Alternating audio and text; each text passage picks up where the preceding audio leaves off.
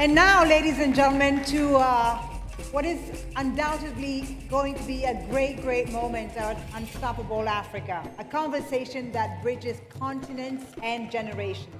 Leading it is one of the world's most influential voices for justice and climate action, Her Excellency Mia Mottley, Prime Minister of Barbados, and joining her are two unstoppable young leaders, Zaghi Berian, founder of the Society of Renewable Energy in Indonesia, and Christina Williams, Attorney General and activist in Jamaica. Please welcome them to the stage.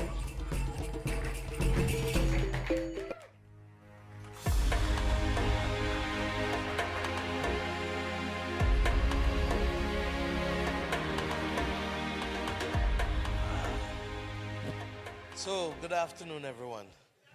And I'm told you've had a wonderful day so far, and you can't look at the future without young people. And with me today, as you heard, is Christina Williams and my brother Zaghi from Indonesia. And I want us to have a quick conversation, because very often you hear that young people feel outside of the loop, that no one is taking them on, that they're not getting an opportunity. And I know firsthand, because I started in public life at the age of 25, in fact 23, and that unless your generation claims the future and works to make the future a better place from today, you're going to be challenged with all kinds of problems as we're seeing. So Christina, let me start with you. How do you believe that young people can bring greater innovation working together across the global south to many of the crises that we're facing across our nations today? We know what's happening with mental health issues, we know what's happening with the economic difficulties, we know what's happening with conflict across the world. We know that the greatest issue will be saving the planet with the climate crisis. How do you believe young people can play a greater role collaborating across the global south? Thank you, Prime Minister. I want to start by saying that there is a central context or a shared context in terms of Caribbean and Africa. And that is, we both have a colonial past. And even now, as we speak, we have countries that are still facing or are facing neocolonialism, exploitation, extraction, and we have that shared context. And so for us to combat that, we have to dive into our human resource and our youth resource. And that requires investment, not just financial investment, but an acknowledgement that young people are not just beneficiaries of programs and policies, but we're also co-creators of that. And what I've noticed sometimes is that we may have governments that are very passionate about young people, and other times they're phased out, another one returns, or another one comes in, and they're not as passionate. And so we want to get to a place where, through legislation, we ensure that young people must be at the table. Laws dictate that, and it does not require just political will or administrative will. And the other thing I would say is, when we have young people at the table, it should not be tokenistic.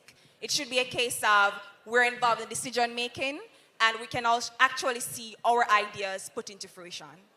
And Zaghi, you have been, thank you, you have been working in Indonesia in the renewable energy space. You start small, but really for people to notice you, you have to scale up. Yeah.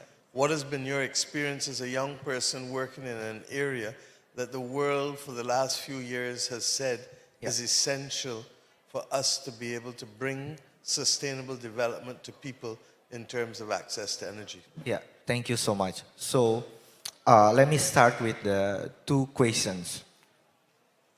Do we think that change only happen when the billion of dollars invested by the banks?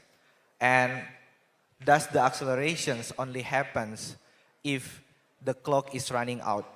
So let me tell the story from Indonesia.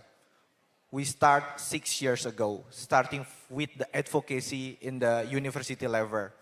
And we need the public trust.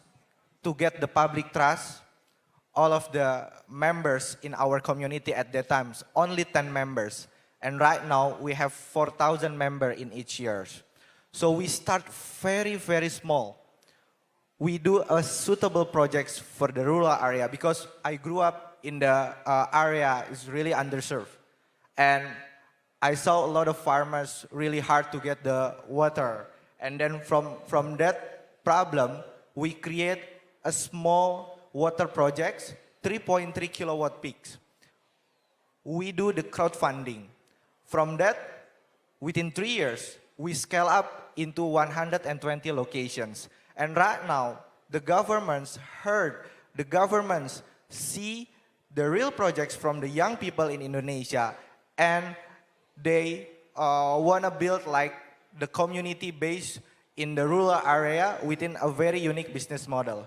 So we do also the business model in the rural area because we see we got the chance to increase our national GDP by 1% if we utilize the natural resources.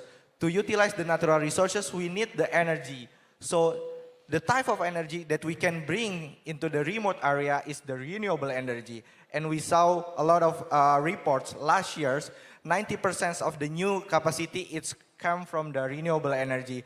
And young people do the just energy transition. We showcase to the world. So I think it's not the futures. It's happening right now. Exactly. So the young people, it's not talking about the futures. We showcase, we shift the market, we create a better policy for the government itself. So that's the experience from Indonesia, Prime Minister. All right, thank you.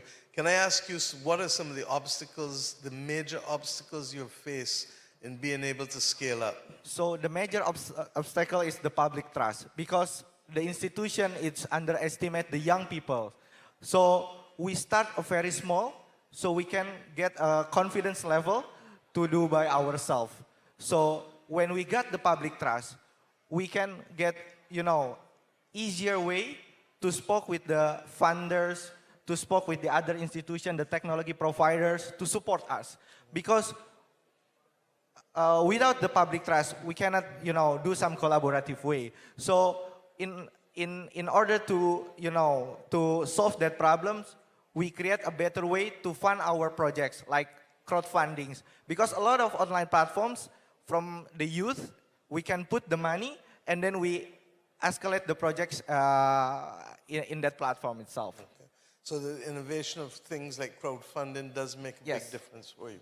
Christina, you spoke about the need to codify in law a lot more of the things that we are doing so that young people can have certainty, predictability, transparency. What are some of the areas that you would like to see laws govern that are not now governed by those codes? So, because both of you are talking about the absence of trust. Right. And trust being a critical bridge that will allow greater participation both for young people, but it will also allow young people to work with each other across boundaries. When I look at Africa, that has the youngest world population, and I look at the Caribbean with a lot of young people as well, and I think how we're not truly maximizing the use of that youth power, that youth force. A lot of our young people are involved in not just formal employment, but we have young people in the informal sector. And we're not finding a way to truly support and transition those young people.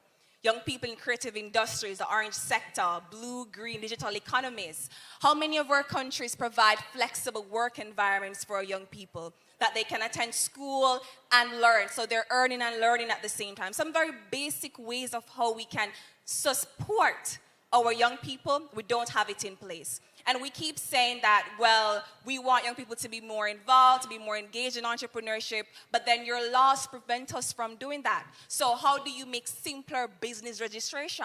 How do I ensure that I have my birth certification, my tax registration? I know it may sound simple to the technocrats in the room, but those are the true things that prevent us from supporting and I would say boosting the economies in our countries. But if we had more laws on books that ensure that there's more smoother transition for us in business, education, employment, I think we'd see greater outcomes. But separate from the laws, certainly a digital ID system for validating addresses and identity and a digital payment system will help level the playing field for you.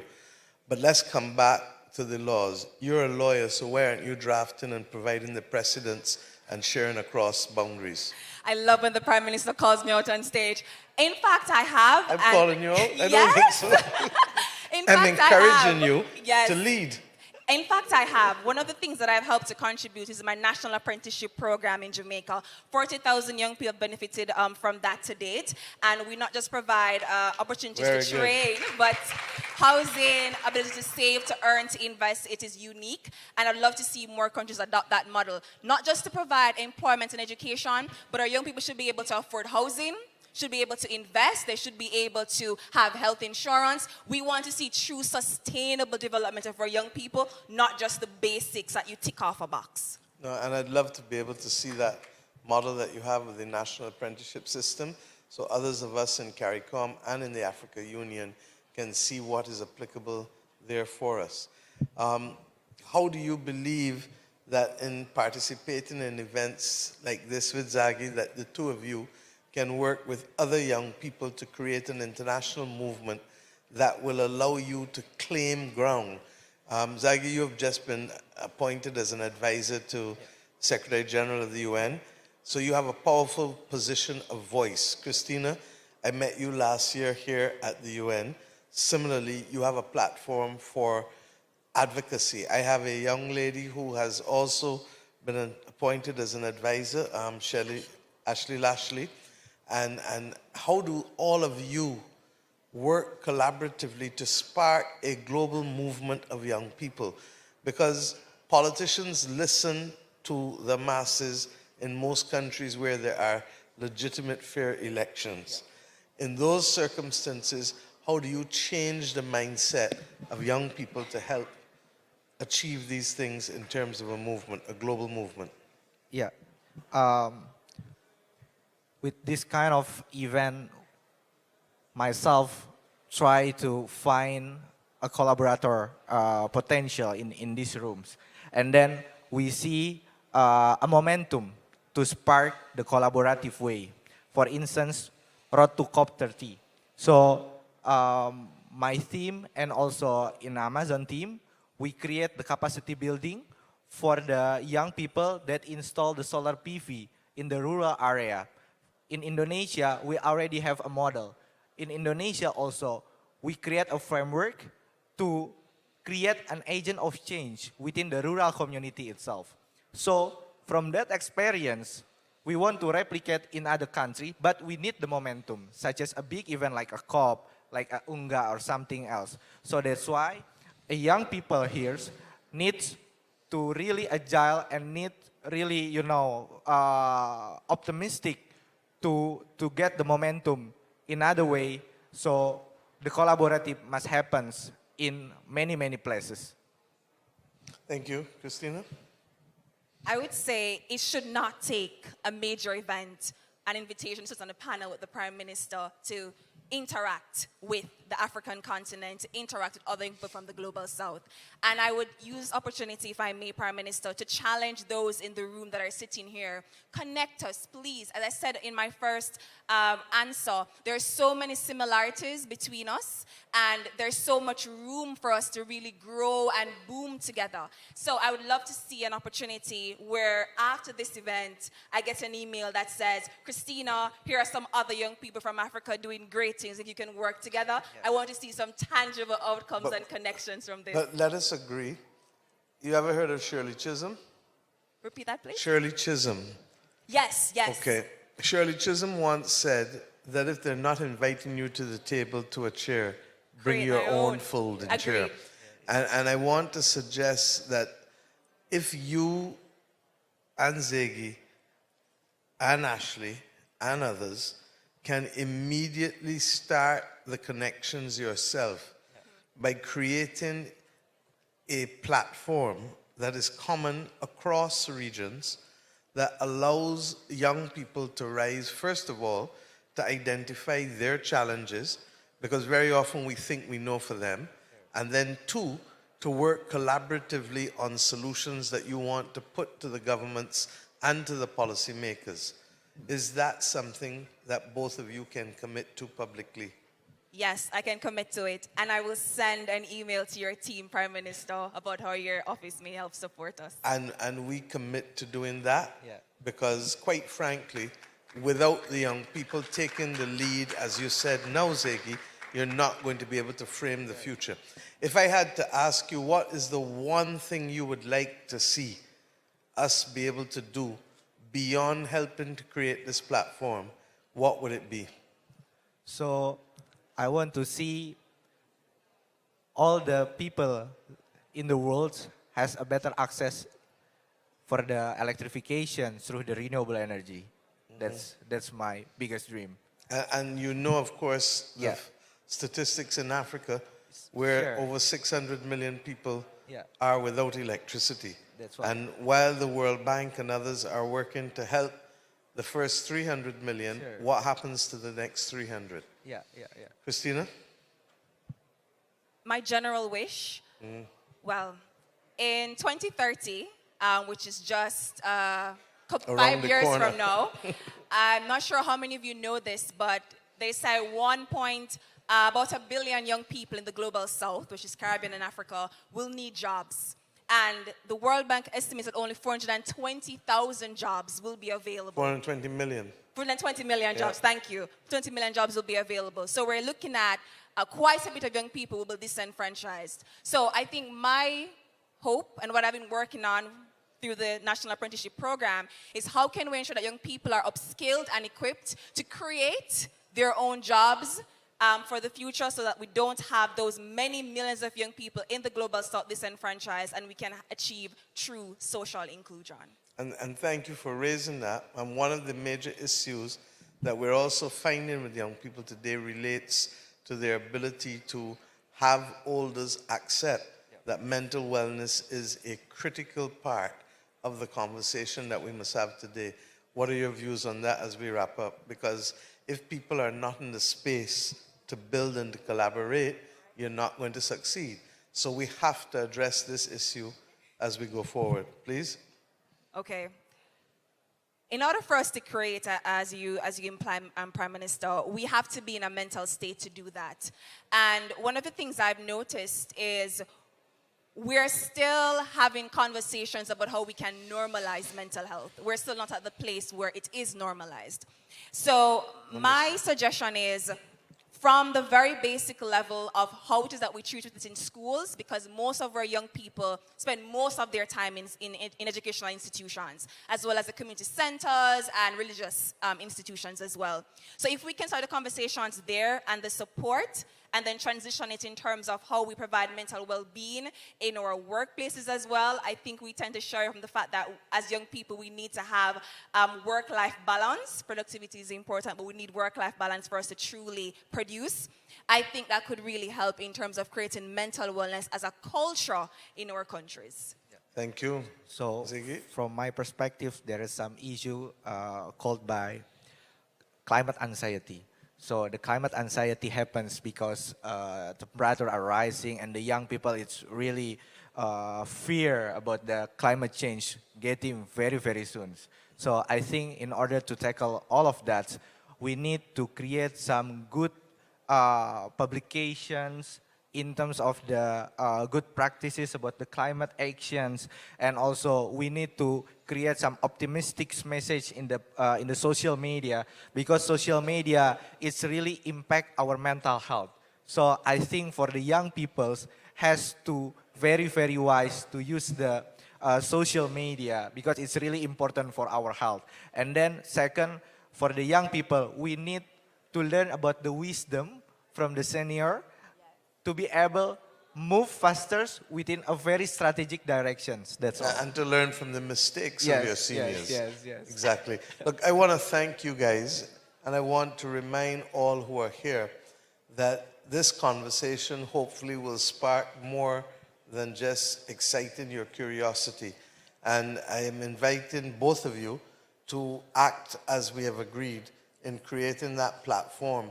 Right now we're working with Green Rising in order to be able to see how we can do more to sensitize and create projects at the level of young people in our country and across the world.